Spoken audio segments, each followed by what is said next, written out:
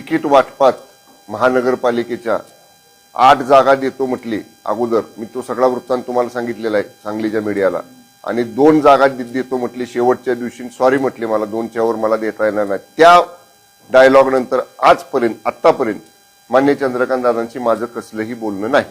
तुम्ही तर म्हटलं होतं की महापालिकेमध्ये आमच्याशिवाय सत्ता होणार नाही, आम्हाला कुठं मानाचं स्थान मिळेल, तर त्या ठिकाणी आपण पाहिलं तसं झेडपीमध्ये होईल असं वाटतं आपल्याला.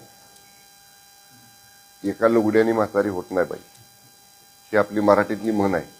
ठीक आहे, महापालिकेला त्यांना वाटलं ते त्यांनी केलं आहे ना. आता नगर जिल्हा परिषद आहेत, अनेक पंचायत समित्या अशा आहेत की जिथं निर्णायक भूमिकेरित्या भारतीय जनता पक्ष हा त्यांची भूमिका ठरवत असतो.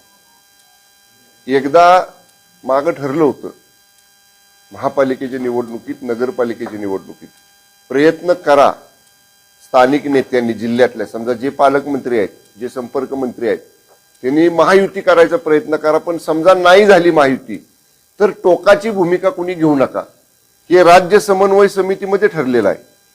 पण ते पाळलं गेलं, आमच्या बाजूनं पाळलं, समोरच्या बाजूनं पाळलं गेलं नाही. जिल्हा परिषदेमध्ये तुम्हाला सत्ता होऊ शकत नाही, अशा वेळी भाजप अजून सुद्धा तुम्हाला गृहीत धरलं जात आहे. नाही, मी म्हणणार होतो मगाशी, पण मी आवरलं बोलायचं. आमची भूमिका ठरवणारे भारतीय जनता पक्ष कोण? ते आम्ही वेगवेगळं लढलो ना. आमच्या धनुष्यबाणाच्या विरोधात त्यांचे कमळचे चिन्ह होतं, त्यांच्या कमळ चिन्हाच्या विरुद्ध आमचं धनुष्यबाणाचं चिन्ह होतं. आम्ही वेगळं लढलोय.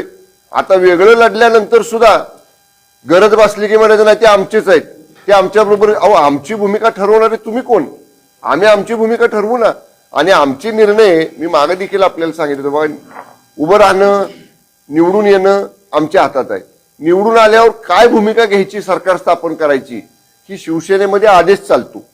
तो आदेश आदरणीय एकनाथजी शिंदे साहेब देतील ना आम्हाला. म्हणून मी म्हणलं की माझी आजची सदस्यांच्या बरोबरची चर्चा उद्या किंवा परवा मी मुंबईला गेल्यावर मान्य शिंदे साहेबांच्या कानावर घालेन.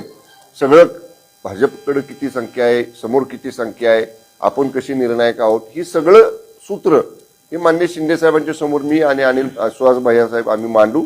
साहेब सांगतील आम्हाला काय. पालिकेच्या बाबतीतला अद्याप शिवसेनेनं कुठलाही निर्णय घेतलेला नाही. महापालिकेत काही देऊ आणि जिल्हा परिषद जर तर वर काय भाष्य करायचं नाही. साहेब, महापालिकेत ज्या पद्धतीने तुम्हाला वागवलं गेलं, 3 नंबर प्रभागापासून ते अगदी शेवटच्या बोलणेपर्यंत, आज त्यांना गरज आहे, मग तुम्ही महापालिकेत त्या अल्टिमेटम देणार नाही का? अल्टिमेटम बंद दाराआड चर्चा करताना द्यायचा असतो, ओपनली नसतो द्यायचा. द्यायचा असला तर